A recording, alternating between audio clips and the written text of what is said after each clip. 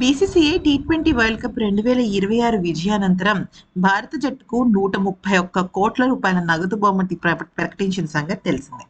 ICC men's T20 ప్రపంచ cup 2026 ఫైనల్లో భారత జట్టు న్యూజిలాండ్ జట్టును 96 పరుగుల తేడాతో ఓడించి మూడోసారి టైటిల్ గెలుచుకుంది.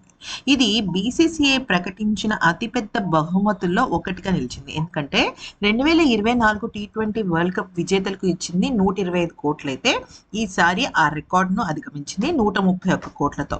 మొత్తం 15 మంది ఆటగాళ్లు, కోచింగ్ స్టాఫ్, ఇతర సపోర్ట్ స్టాఫ్ వీళ్ళందరూ పంచుకున్నారు. అయితే బీసీసీఐ అధికారికంగా పూర్తి వివరాలను వెల్లడించలేదు. కానీ పీటీఐ నివేదిక ప్రకారం ఎక్కువ భాగం ఆటగాళ్లకు దక్కే అవకాశం ఉంది. కోచింగ్ స్టాఫ్, ఫిజియో, ట్రైనర్స్, ఇతర సపోర్ట్ సిబ్బందికి వారి వారి హోదా ప్రకారం నగదు బహుమతి అనేది ఇవ్వబడుతుంది అన్నమాట. అయితే ముఖ్యంగా టోర్నమెంట్లో భారత్ కేవలం ఒక్క మ్యాచ్ మాత్రమే ఓడింది కాబట్టి ఇక్కడ సూర్యకుమార్ యాదవ్కి చాలా ఎక్కువగా ముట్టు చెప్పే అవకాశం ఎక్కువ ఉంటుందన్నమాట. ఎందుకనంటే ఒక కెప్టెన్గా తనకి ఇవ్వాల్సింది అలా ఉంటుంది. అయితే బీసీసీఐ బహుమతితో పాటు ఐసీసీఐ కూడా విజేతలకు భారీ ప్రైజ్ మనీని ఇచ్చింది. ఫైనల్లో విజయం సాధించిన భారత్కు 21.5 కోట్ల నుంచి 27.5 కోట్ల మధ్యలో లభించింది అనమాట. అంటే ఇది ట్యాక్స్లు అవి కట్టింగ్లు అవి పోను ఒక ఫిగర్ వస్తుంది అనమాట. న్యూజిలాండ్కి కూడా దగ్గర 12 కోట్ల రూపాయల దాకా బహుమతి అయితే వచ్చింది.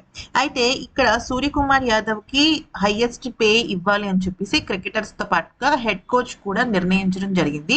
తర్వాత హెడ్ కోచ్కి అత్యధిక అమౌంట్ ఇవ్వడం, ఆ తర్వాత ప్లేయర్ ఆఫ్ ది టోర్నమెంట్ సంచుకి, అలాగే ప్లేయర్ ఆఫ్ ది మ్యాచ్ బూమ్రాకి, ఆ తర్వాత మళ్ళీ మిగతా ఆటగాళ్ళందరికీ కూడా సమానంగా పంచారు. అలాగే బెంచ్ పైన ఉన్న ఆటగాళ్ళకి కొద్దిగా తక్కువ మొత్తంలో వస్తుంది.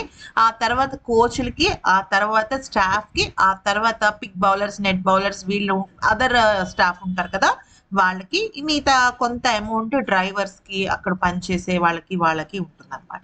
సో ఈ రకంగా వాళ్ళు విభజన అయితే చేశారు. మరి ఈ వీడియో కనుక నచ్చితే లైక్ చేసి సబ్స్క్రైబ్ చేసుకోండి.